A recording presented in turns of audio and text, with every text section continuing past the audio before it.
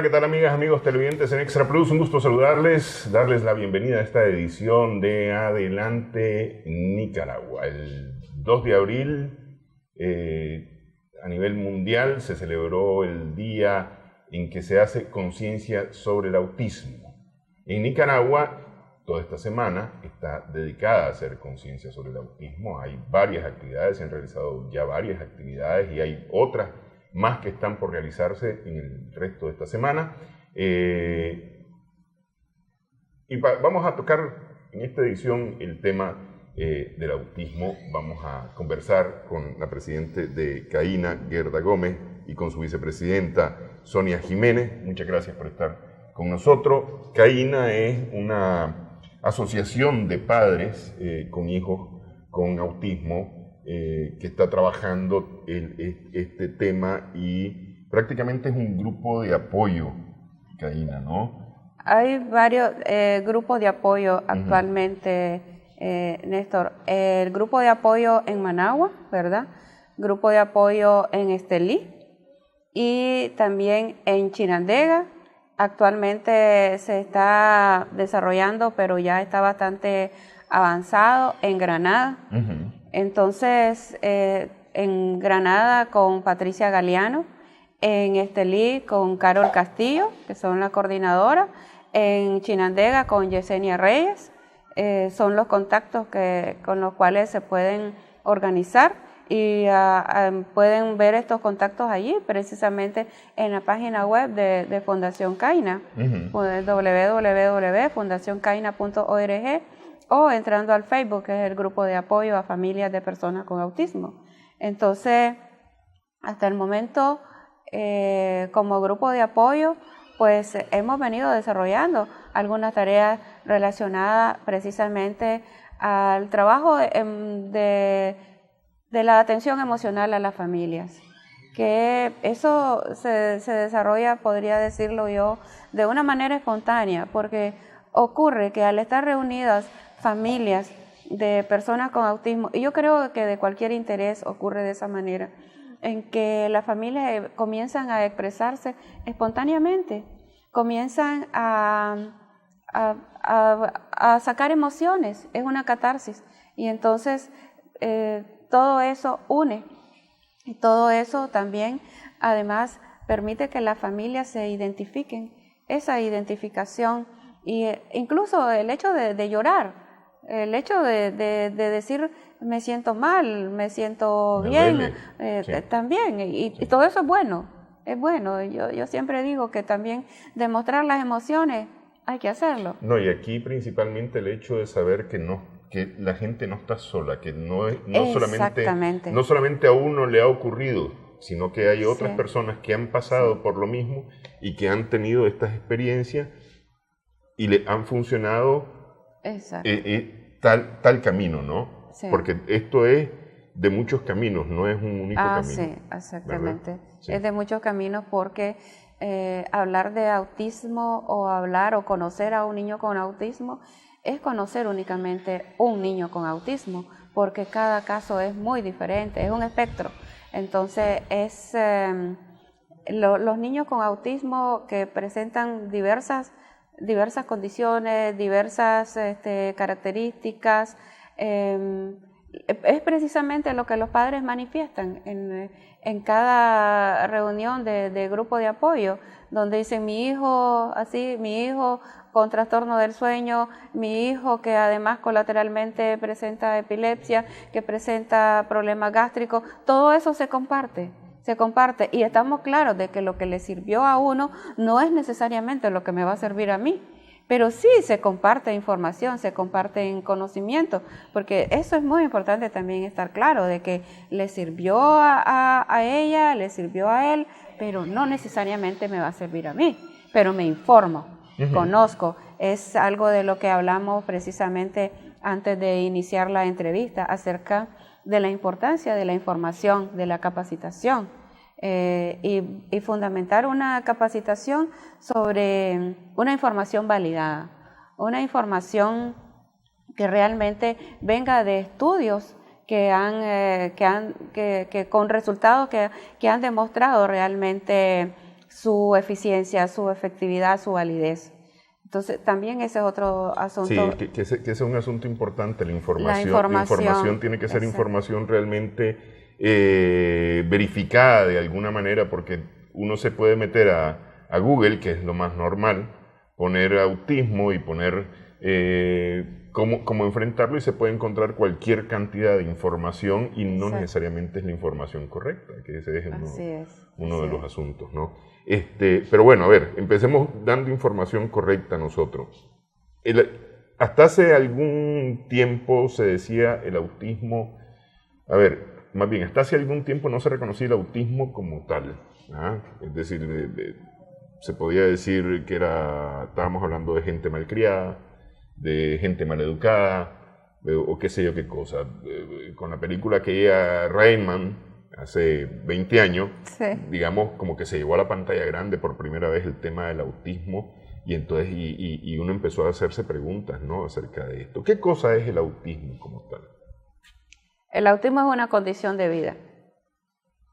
Es una condición de vida que afecta principalmente 3 áreas fundamentales, que es la comunicación verbal y no verbal, la comunicación, la interrelación personal, y afecta también mucho la imaginación, alguna parte cognitiva, pero fundamentalmente y lo que más observan los padres al iniciar todo este proceso es la comunicación. Uh-huh. Cuando le preguntas a un padre de familia, a una madre, ¿qué es lo que más le preocupa? ¿Qué es lo que usted quiere resolver en su hijo? Te hablan de la comunicación. Bueno, el lenguaje dicen ellos, pero realmente también hablamos de comunicación, ¿verdad? De comunicación y de lenguaje. Entonces, el autismo es una condición de vida, es más definirlo como eso, es un trastorno neurológico que afecta principalmente esas 3 áreas que mencionaba antes, ¿verdad? La interacción social, la comunicación verbal y no verbal, y comienza a manifestarse, hasta hace poco se decía que a los 3 años de edad, pero ya sabemos que desde mucho antes pueden observarse signos claros, como por ejemplo un bebé que no demuestra emociones, uh-huh, que se le acerca el papá, la mamá, X persona adulta a la cuna y se supone de que el niño estira los brazos, que el niño sonríe, ¿verdad? Pero no hay una sonrisa social, no hay emoción de esperar que lo chineen.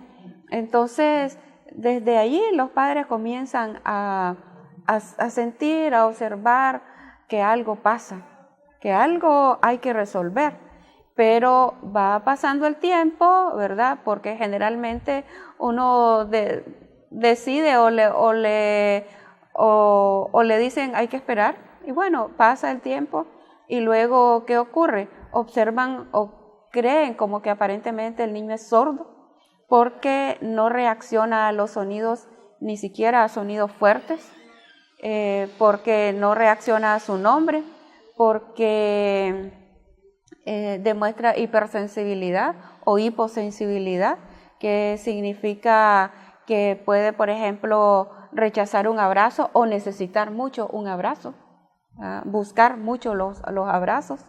Entonces comienzan a presentarse ya signos más evidentes, y es entonces cuando los padres comienzan a llevarlo a un pediatra, a un neurólogo. Es ahí donde comienza el camino, pero generalmente cuando están pequeñitos de cuna, no, es decir, se manifiesta y se observa, pero generalmente no están buscando ni pensando en autismo. Aunque hay una cosa que quizás me estoy pasando a otro tema, pero quiero acentuarlo ahorita, los diagnósticos y los diagnósticos en los niños, y siempre lo hemos manifestado, lo hemos recalcado, se escriben en lápiz, se escriben con lápiz, ¿verdad? Porque definitivamente pueden cambiar y sobre todo con la atención temprana. Sí. La intervención temprana es clave. Ok, usted me habla de un trastorno neurológico. Por ahí leía en alguna definición de autismo como un trastorno psicológico, que son dos cosas bien distintas. Muy diferentes. Sí. ¿Por qué es un trastorno neurológico? Bueno, hay una afectación, o por lo menos se cree, ¿verdad?, que hay. Y te lo digo porque realmente hay estudios relacionados con ese tema y algunas cuestiones muy diversas, ¿verdad? Pero que hay una afectación en el desarrollo neurológico. ¿Qué te puedo comparar, por ejemplo? Los hitos del desarrollo normal, ¿verdad? Y que están definidos, todo lo que uno espera, todo lo que el pediatra o el especialista o la familia, el padre, la madre espera que vaya ocurriendo en el desarrollo del niño, no va ocurriendo, ¿verdad? No va ocurriendo de esa manera. Entonces se manifiesta en un retraso o en una ausencia de ciertas habilidades que precisamente están relacionadas con ese desarrollo neurológico y que se pueden ir desarrollando. Hay habilidades que se pueden ir trabajando y se pueden ir desarrollando con la atención que hablábamos, la atención temprana y una intervención especializada, integral, intensiva, individualizada. Serían como los enfoques fundamentales para poder intervenir. Ok, vamos a hacer una primera pausa, pero hablemos un poco acerca de este tema de la intervención, la atención temprana, decir, cómo contribuye esto a minorar, porque lo que yo entiendo es que lo que se puede es reducir algunas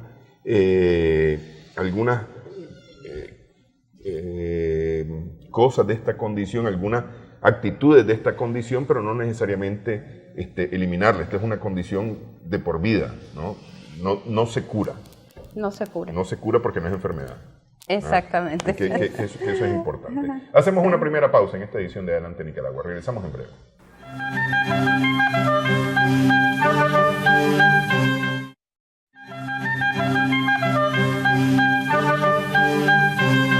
Seguimos en Adelante Nicaragua, estamos conversando con Gerda Gómez y Sonia Jiménez de Fundación CAINA acerca de autismo. El tema de la intervención temprana, ¿cómo funciona? ¿Qué efectos tiene provocar estímulos tempranamente? A ver, para empezar, conseguirse un diagnóstico muy tempranamente y comenzar a trabajar con este niño o con niña y poder estimularlo tempranamente. Bueno, la intervención temprana es fundamental. Como yo te decía antes, la intervención temprana es la clave. Entonces, en nuestro país todavía no contamos con procesos de intervención temprana. ¿Y de qué se deriva todo esto también? De que tampoco tenemos posibilidades de un diagnóstico precoz, ¿verdad? Que debería de ser lo mejor, un diagnóstico precoz. Una de las cosas que nosotros siempre hemos manifestado es precisamente la necesidad de ir introduciendo esos procesos de tal forma que desde que se observan posibilidades no sería el término posibilidades, sino que riesgo, ¿verdad?, de autismo, entonces dar un seguimiento a estos niños, a esta familia. Son costos. El asunto también en esto es que todo es costos, y son costos elevados. no vamos a negar y no vamos a decir que con una varita mágica se resuelven las cosas. Y entonces la atención temprana, imagínate todo lo que significa poder tener a ese niño, a esa niña allí desde que está comenzando su desarrollo, poderle transmitir, poderle ayudar a desarrollar mejores habilidades. Eso es que es excelente, es lo mejor que podemos hacer, aprovechar esa etapa en que el niño está en desarrollo. Sí. Y es algo que incluso todos lo decimos, la mejor oportunidad para que pueda aprender X o Y habilidad es desde que está en los primeros 60 en los meses. Primeros, sí. Entonces, sí, lo sabemos, pero bueno, hay que hacerlo, aprovecharlo, pues es la atención temprana, pero es una especialización. Es una especialización, no es... Una cosa que yo he aprendido en mi caso es que la estimulación temprana no necesariamente se aplica a un niño que tenga una condición especial. Es decir, la estimulación temprana funciona para todos, absolutamente para todos. Es necesaria para todos. Para todos los bebés, es decir, que esté en el suelo, que aprenda a arrastrarse, que aprenda a dar vuelta, que gatee.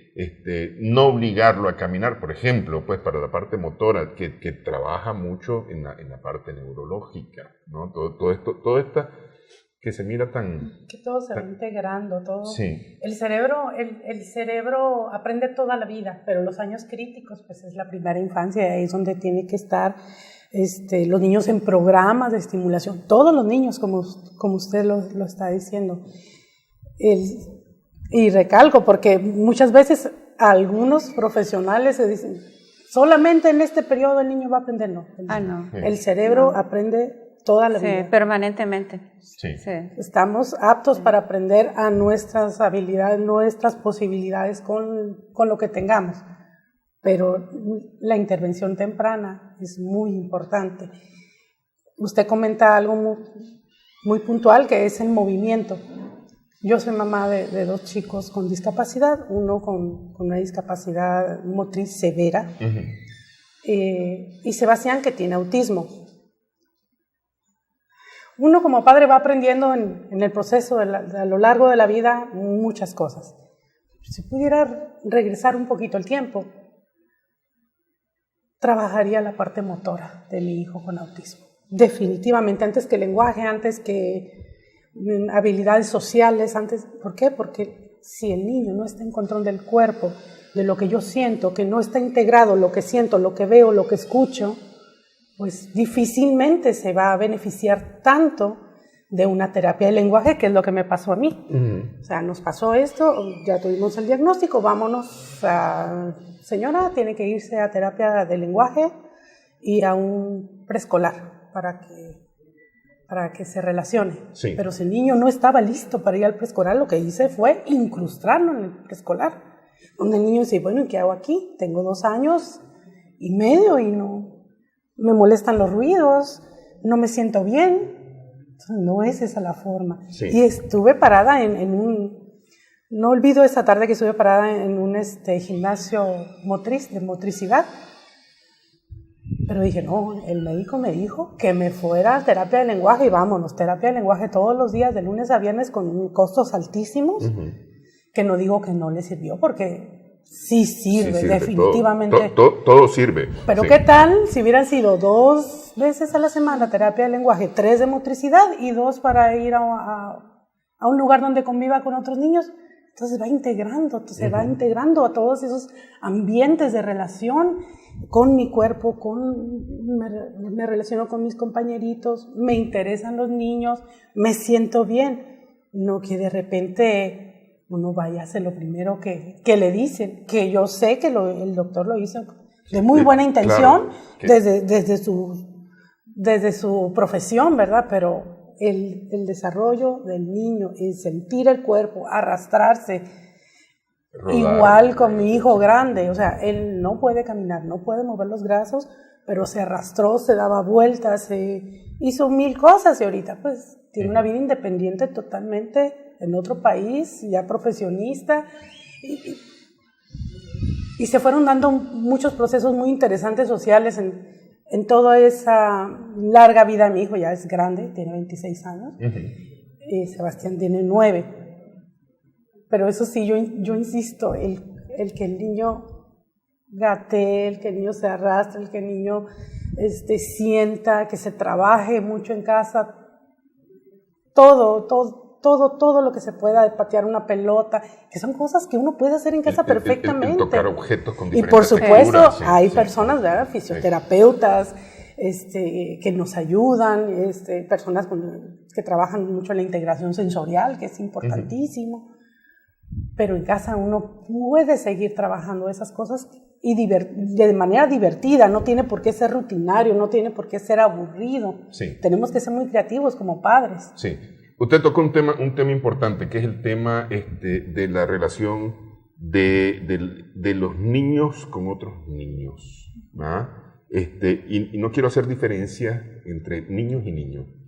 Son niños. Niños, todos, son. ¿no? Sí. Entonces, pero entender esa relación que se ha dado por llamar el tema de inclusión, que además de los niños incluye a maestros, a la comunidad escolar y a los padres de familia como tal. Quiero que toquemos ese tema. Al regresar de una pausa se integra con nosotros también la Asociación de Niños o de Padres con Niños con Discapacidad, Los Pipitos.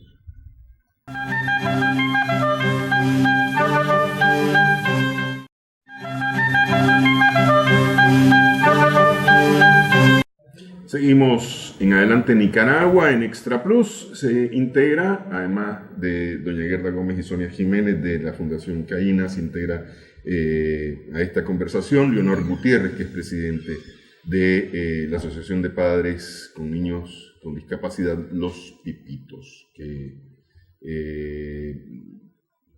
a propósito de lo que conversábamos en el segmento anterior, supimos antes de Semana Santa de la firma de un convenio con el Ministerio de Educación justamente para poder integrar en las escuelas a los niños con discapacidad. Que ese es un tema, me parece a mí difícil en el sentido de que hay que entender muchas cosas en el tema de la integración, de la inclusión en las escuelas.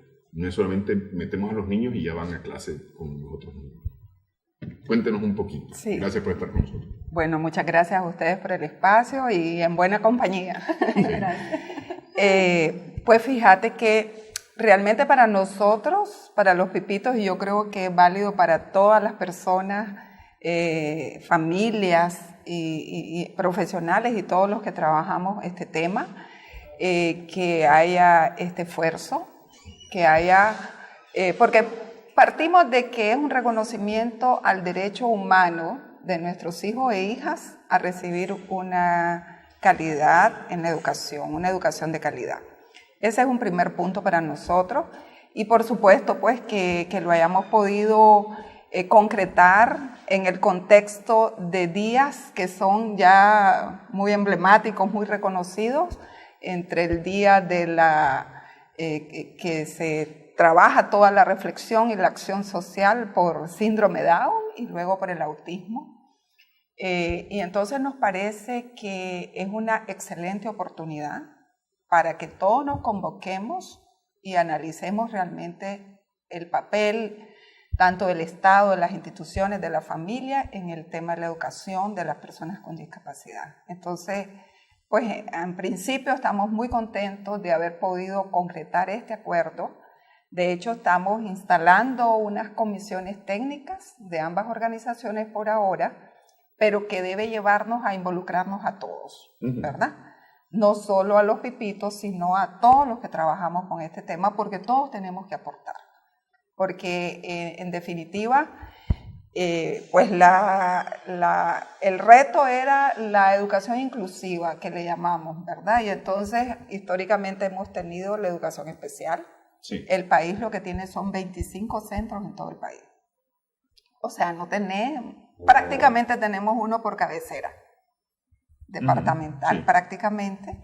Y la verdad es que el universo en edad escolar con discapacidad es enorme. Se ha planteado que las escuelas regulares, ¿verdad?, puedan incluir a niños con discapacidad. Pero ahí viene, y nosotros lo sabemos, un gran reto y un gran desafío. Justamente, es decir, a ver, aquí estamos hablando con padres de niños que hemos venido aprendiendo. Y ha sido un camino de aprendizaje largo, de prueba-error sobre todo. Pero hemos venido aprendiendo y hemos entendido las condiciones de nuestros hijos, ¿no? Pero al llegar a una escuela, a veces el déficit atencional, que digamos es una condición, no quiero minimizarla, pero es un tanto más ligera que otras condiciones, ¿no? No es entendido por los maestros y dicen, este muchacho no hace caso, es desobediente, es indisciplinado, no sé, cualquier otra cosa, ¿no? Por mencionar una cosa muy común, especialmente común, porque hay cualquier cantidad de niños con déficit o con hiperactividad, por decir alguna cosa, ¿no? Y entonces, aquí el Estado va a tener que meterse en una tarea de aprendizaje para todos los niveles, porque esto tiene que ir a todos los niveles, y me parece que es como titánico esto. Claro, por eso te digo que es un gran desafío, pero nos involucra a todos. El Estado, por supuesto, que juega un papel protagónico, pero igual la familia. Sí. Y entonces, ¿qué te ocurre? Hablamos de educación inclusiva, está reconocida en nuestra legislación, todos hablamos en favor de ella, pero lo concreto es, incluir a un niño no es dejar que llegue a la escuela o que lo matriculen, es que tengamos la capacidad de atenderlo, porque si no, no hay inclusión. Entonces, pasa por revisión de la currícula que estudian los maestros, o sea, está incorporada ahí esas habilidades para que luego un maestro que tiene 35, 38, 40 alumnos y le lleguen 2 niños con diferentes discapacidades, o sea, también uno debe tener el entendimiento de que eso no es así de fácil, ¿verdad? Pero si no hacemos las acciones, no emprendemos el camino de la solución, siempre vamos a estar, es que no es factible por esto y esto. Y por el contrario, nosotros somos del criterio, y creo que aquí siempre los padres y madres y familias con hijos con discapacidad tenemos esa capacidad de resiliencia. Ahí viene el obstáculo, pero la acción y el superarlo, porque si no te quedas en un nivel que es el que nos dicen a todos, tu hijo no va a poder hacer esto, esto y esto, y uno tiene un gran no en la frente y el sí lo tenemos que buscar, sí, porque empezás con un gran no. Entonces, igual en educación, si yo no preparo a los maestros, yo no puedo responsabilizar a que el maestro o maestra sepa qué hacer con el niño, si no está preparado. Si la familia no trabaja las habilidades en el hogar, ¿cómo le voy a pedir al maestro que tenga como, ¿verdad?, un muchacho de 12 años que no controla esfínteres? Y es una problemática que yo tengo que resolver muchas veces, y muchas veces se puede avanzar enormemente en la familia, pero también pasa porque en la familia sepamos qué hacer. Sí. Entonces, si vos te fijas, es realmente la articulación de todos los que estamos en este tema los que puede hacer cambiar esta historia. Entonces, por ejemplo, que veíamos con educación, con el ministerio, trabajemos el universo de niños en edad escolar. Oíme, 25 escuelas, 3.600 alumnos incorporados en educación especial, y con las limitantes que todos sabemos del acceso a la escuela regular de niños con discapacidad, estás hablando que se nos están quedando grandes poblaciones analfabetas con discapacidad. Sí. Pues nosotros recientemente hicimos una visita a Corn Island y hicimos 60 niños fuera sin opción. No hay escuela de educación especial, no hay capacidad de aulas inclusivas, y entonces nos sentamos con la alcaldía, con el Ministerio de Educación, y entre todos dijimos, hagamos algo, lo que sea, pero hagámoslo. No puede ser que estemos destinando a los niños y niñas al analfabetismo producto de que no tenemos soluciones. Entonces, ese es el camino. Por eso digo que nos va a involucrar a todos en un momento determinado. Ahorita estamos en identificación del universo. ¿Qué hacemos? Como los Pipitos tradicionalmente ha venido prestando algunos servicios, pues hemos querido compartir las capacidades y competencias que hemos acumulado en estos 30 años, pero igual las tienen otras organizaciones. Entonces nos parece que el punto es, yo he hecho esto, vos que podemos, en esas estamos. ¿Cómo nos unimos y nos fortalecemos? Y hemos puesto, Los Pipitos, por ejemplo, tiene locales en por lo menos 15 municipios que pueden servir de escuela. O sea, que ya tenemos infraestructura que puede servir. Tenemos en 6 sitios escuelas que funcionan en locales nuestros, con maestros que son pagados por el Ministerio de Educación. Son instalaciones nuestras, pero que están a la orden para la educación. Y después nos ponemos a ver.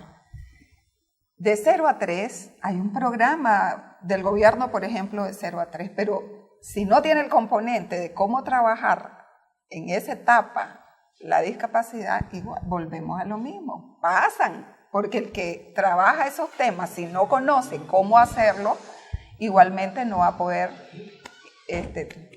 cambiar esa realidad. Claro, entonces, amor por los más chiquitos, que incluye el tema de, sí, de la estimulación temprana. Sí, de 0 a 3, pero si no hay habilidades para trabajar y el conocimiento y la capacidad para trabajar o las competencias con los niños con discapacidad, también va viendo un rezago. Entonces, ¿de qué se trata realmente? Que todos nos pongamos a la orden todo nuestro conocimiento, nuestra experiencia, nuestras capacidades para que esto cambie, pero que cambie de corto, mediano y largo plazo. O sea, no podemos estar solo con muy estratégico, pero tampoco quedarnos solo en soluciones. Tenemos que trabajar en todos los niveles y es justamente eso. Entonces, por decirles algo que es muy curioso, por ejemplo, nosotros tenemos cantidad de mamás y papás que tienen años de estar trabajando con las familias y que terminan teniendo una experiencia, pero es muy empírico. Pero igual, pues por lo menos yo soy de la época que el jardín de infantes era una señora que te enseñaba, como decían, las primeras letras. Con coquito. ¿Verdad? Y uno iba a su casa y era una casita donde habían pupitres y eso, pues, ¿verdad? Yo creo que leo bien y de ahí vengo. Entonces, de repente dijimos, hagámoslo sencillo. Hay una gran cantidad de personas que si las certificamos, pueden cumplir un rol, porque a veces mover a una persona con discapacidad es tenaz. Managua, la escuela que es en San Judas, el niño que viene de la carretera norte pasa 2 horas en el bus. O sea, llega un momento en que eso se vuelve un gran drama. Entonces, son un montón de elementos y comenzar a identificar cosas muy sencillas, pero pueden ir cambiando esta historia hasta las más complejas. Porque sí queremos que en esa comisión técnica, además de estar representada todas las discapacidades, puedan haber que esté el CNU, que esté en las universidades, que esté el INATEC, que esté, porque después el tema es el tema de la capacitación. Ya cuando superas primaria, secundaria, y hay discapacidades de discapacidades, sí, y niveles de niveles. Hay niños que pueden tener lograr bastante nivel académico, otros un poco menos, pero para todos debe haber respuesta. Y esa es la lógica que nos debe motivar, ¿verdad? A mí me parece que esto abre la puerta a lograr no solamente es la inclusión de los niños, es la integración realmente de las familias en la comunidad educativa. Porque es decir, aquí esto es importantísimo. Muchas veces los padres enviamos a los hijos a la escuela y que la escuela se haga cargo de los niños, nada más, ¿no? Pero aquí es un verdadero trabajo conjunto. Exacto. Sí, aquí no hay vuelta de hoja.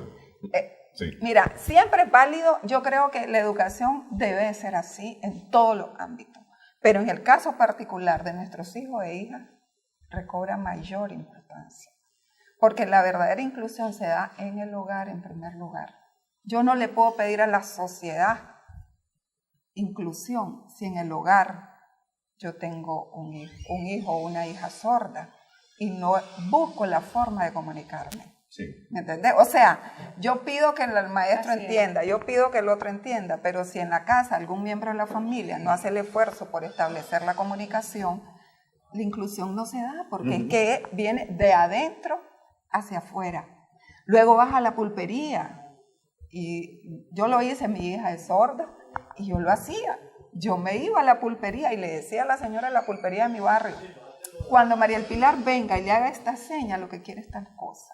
yo le quiero pedir algo. Cuando venga, bájese a su nivel y vea lo que ella quiere. Ella le va a señalar, pero usted haga posible que ella venga. Porque la gran frustración era que la mandabas, como no le hacían caso, se regresaba. Y uno comprende que cosas tan sencillas como esa es inclusión. Porque de repente te dicen, ¿y qué cosa es inclusión? Son actos constantes, permanentes de la vida diaria, en los que vos solo tenés que poner un pequeño detalle. Si hago tal cosa, yo voy a lograr que esta persona. Igual, pues, que si pongo, a veces graficamos mucho, ¿verdad? Los medios de apoyo, los auxiliares y eso, con que haya una rampa, con que haya no sé cuánto, pero hay infinita. Y una de las principales es quitarnos el temor, quitarnos el yo no puedo, que muchas personas que no tenemos discapacidad, ¿verdad? Tenemos a la hora de que tenemos a una persona al lado con discapacidad. ¿Me entiendes? Sí. Pero, a ver, ¿cómo le digo a la muchacha sorda tal cosa? Intentarlo, pensarlo y vas a ver que vas a poderte comunicar. Porque sobre todo no estamos hablando de gente tonta, estamos hablando de gente muy inteligente. Los niños con discapacidad o las personas con discapacidad no necesariamente son gente que no entienden, es gente muy inteligente y justamente por su discapacidad han aprendido a entender a los otros. Claro. Han aprendido a entender a los otros. Ya que no logran comunicarse correctamente muchas veces, han aprendido a entender lo que otro les quiere decir o lo que otro le quiere hacer saber, ¿ah? Que nosotros no lo hacemos. Exactamente.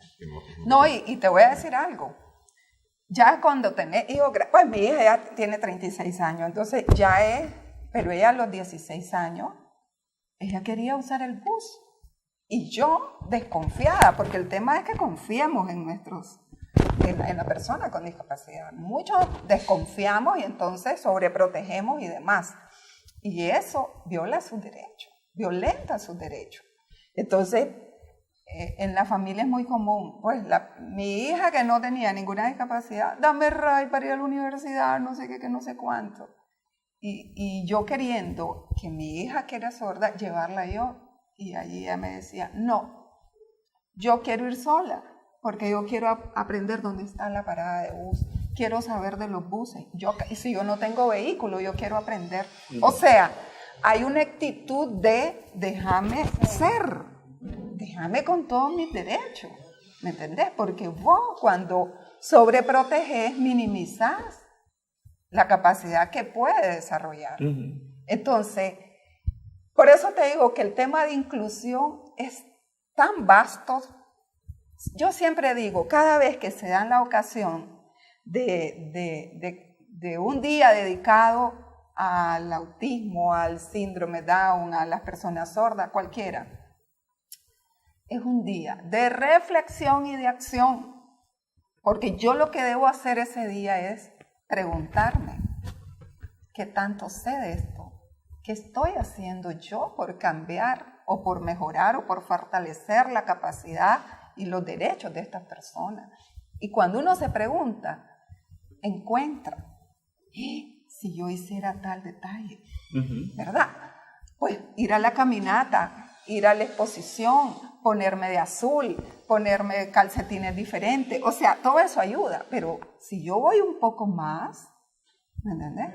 Lo primero es permitir que mis hijos se relacionen y entiendan la discapacidad para que las nuevas generaciones las diferencias no las vean con naturalidad. Sí. Exactamente, eso es a lo que precisamente ayer también nos estábamos refiriendo a ese tema, porque decíamos nosotros, bueno, un 2 de abril, ¿verdad?, en que nos vestimos de azul, un 2 de abril en que se lucen con globos, incluso en algunas casas, muchos edificios se iluminan de azul, son más de 150 países en el mundo que iluminan sus principales edificios y monumentos de azul. Ocurren muchas intervenciones en televisión, ocurren marchas, caminatas, diversas actividades que son manifestaciones importantes, pero siempre hay una pregunta, ¿después qué? Entonces es un día es una semana, es un mes, es un color, es una pieza de rompecabezas. ¿Qué es? ¿Una canción? ¿Qué es? No. Hay algo que decía Leonor y es la acción. Yo creo de que es muy importante definir acciones. Y también hay otro asunto que yo creo que todas las personas que trabajamos en los temas de discapacidad estamos muy claros. Es algo que no lo podemos hacer solos. No lo podemos hacer solos. Eso es algo que desde un comienzo uno lo siente y sentís de que todo está allá.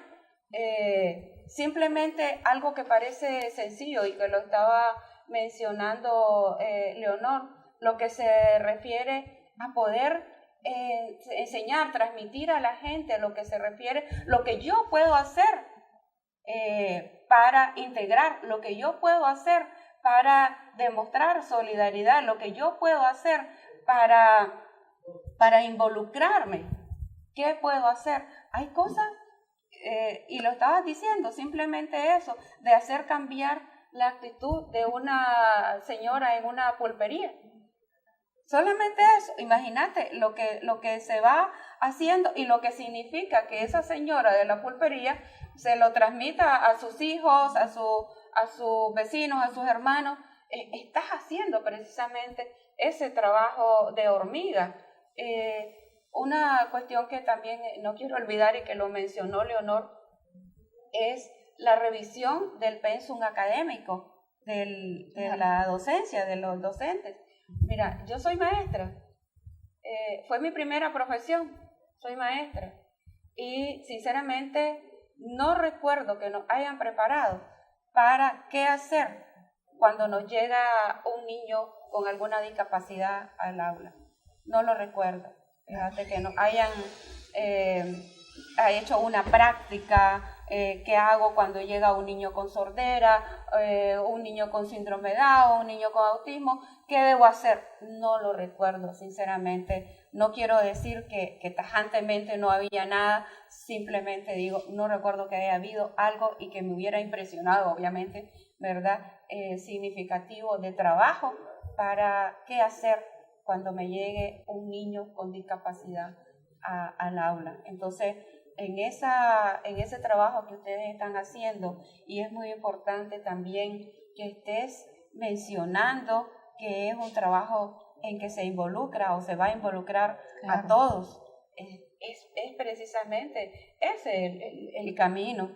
Así que yo felicito a los Pipitos, te felicito a vos, Leonor. Eso es algo que también nosotros hemos venido recalcando en cada oportunidad que tenemos de mencionarlo, que los Pipitos han sufrido un cambio, han sufrido una renovación, o tal vez no se trata de cambio, Leonor, se trata de retomar, se trata de reactivar, ¿verdad? No se trata de cambios, ¿verdad? Porque las familias siempre han estado allí, el trabajo con las familias siempre ha estado allí. Y entonces ahora pues involucrarnos en el trabajo de la integración es realmente muy significativo y nosotros como Fundación CAINA pues nos ponemos a disposición. Bárbaro. Justamente tocaron un tema importante que quiero que veamos tras la pausa. Estos días, el día del síndrome de Down, el día del autismo, el día de sordera, ceguera y otras discapacidades que están ahí en la agenda, son para tomar conciencia de que esto existe. Y a mí me parece que es importante porque muchas veces, como no nos ha tocado, lo desconocemos y cuando lo desconocemos lo rechazamos, pero a lo mejor el rechazo no es exactamente por rechazo como tal, por ignorancia, sencillamente. Y lo digo en el mejor sentido de la palabra. Como no sabemos y no sabemos cómo interactuar. ¿Verdad? Entonces, ¿qué era lo que sucedía con la pulpera? ¿Verdad? Que ella no sabía cómo atender a la niña. O no sabía que podía atender a la niña. Sí, sobre todo. Sí. Entonces, yo creo que justamente estos días no funcionan para esto. Para que otros sepan que pueden hacer algo. Que tienen oportunidad también. Toquemos esto en breve, hacemos una pausa en esta edición de Adelante Nicaragua.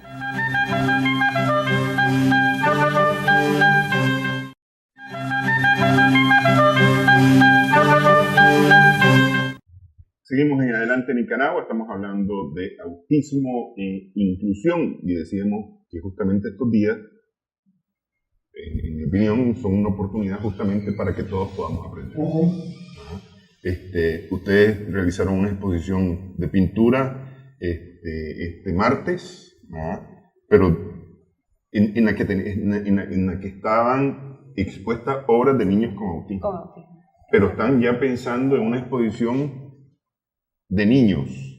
De niños. Con y sin autismo. Con y sin autismo. Precisamente está enmarcado en el tema de la inclusión, ¿verdad?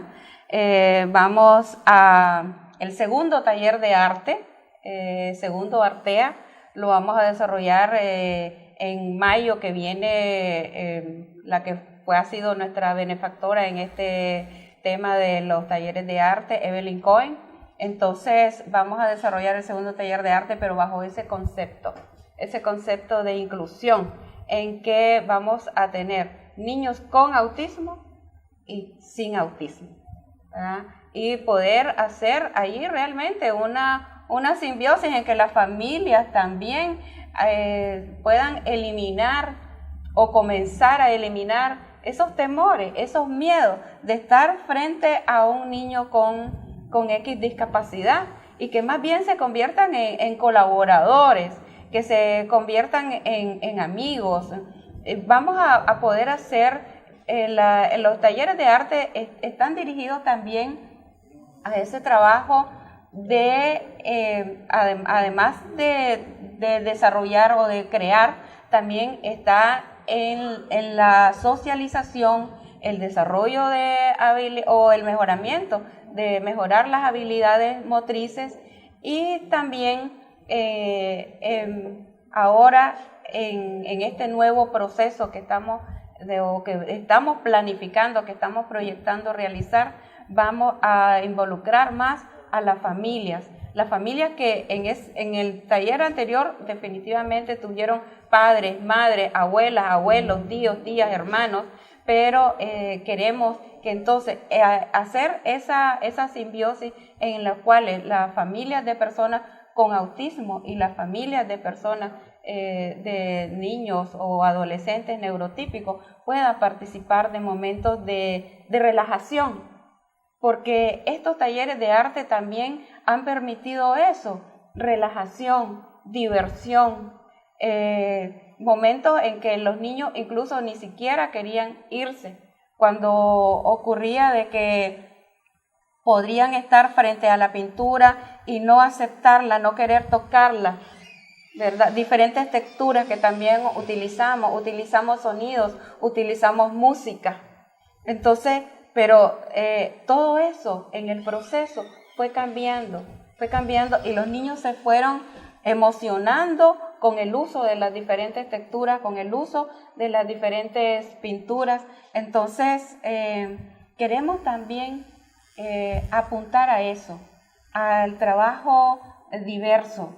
El autismo mismo es diverso, es diversidad, es complejidad. Pero es que la discapacidad en general es una diversidad, es decir, no podemos hablar de una discapacidad. Y creo que que coincidimos plenamente, porque quienes estamos, ¿verdad?, de un lado, de repente vemos que tienen las diferencias. Porque también es que el ser humano, ¿verdad?, más bien siempre a veces estamos en qué somos diferentes y no en qué compartimos, en qué somos iguales. Y yo siempre creo, a propósito de ese esfuerzo que me parece genial, que en la medida en que los niños y niñas, ¿verdad?, en sus familias, en las escuelas, la sociedad en su conjunto, eduquemos a los niños y niñas en que ser diferente no te hace ni menos ni más, en que todos tenemos iguales derechos, en que todos somos dignos de amor, dignos de derecho. Entonces, en esa medida, cualquier diferencia de alguien, porque puede ser una discapacidad, es el color, es de donde vengo, es que si tenés o más o menos condiciones económicas, todo eso nos hace que discriminemos por algún motivo. Entonces, me parece genial hacer actividades de inclusión, porque eso es una actividad de inclusión donde todos nos vemos en igual condición. No hablemos de la discapacidad, hablemos del niño y la niña, claro, ¿verdad? Que sí. es como el mensaje realmente de que, pues a veces uno tiende a ¿qué tiene el niño? ¿Verdad? Ah, sí, Son es preguntas enfermito. así. Algo Sí. tiene ese niño, ¿verdad? Ves a un niño que no se comporta como el promedio. ¿Qué tiene el niño? Una pregunta inmediata, ¿ya? No, él es niño. Ella es una niña. O sea, no es que ¿qué tiene?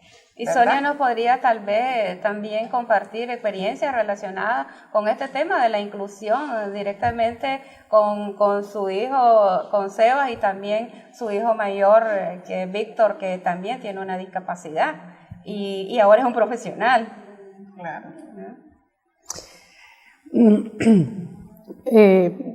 Los dos procesos fueron diferentes, complicados. Se los voy a resumir muy concreto. En México empezó se dio la ley de la inclusión educativa en 1978 y mi hijo fue a primer grado en 1996. No encontraba escuela en ninguna parte, ¿verdad? Me pedían maestra sombra. Entonces, en ese entonces yo no tenía cómo costear una. Entonces me fui a una escuela alejada del lugar donde vivo, una escuela con muy pocos recursos económicos. Se pagaba algo así como el equivalente a $2 el año. Era una cuota voluntaria. Se dio un proceso muy emocionante para mí porque lo único que me pidieron era que les diera una semana para sensibilizar a todo el alumnado. Y de ahí fue de la mano una cosa con otra, maestros, padres de familia. Había padres de familia que primero sentían un poco de temor, eso se pega. Exacto. Eso se pega, le va a pegar a mi hijo, se contagia. Pero se dio un proceso divino en el que la escuela dejó de competir con otras escuelas por un campeonato de fútbol. Es decir, mi alumno con discapacidad va a participar aunque perdamos. Para mí eso era muy emocionante como mamá. Y se imaginan una persona que no mueve piernas y brazos sentado en una portería, pero es mi alumno, me importa que mi alumno participe medio tiempo del partido.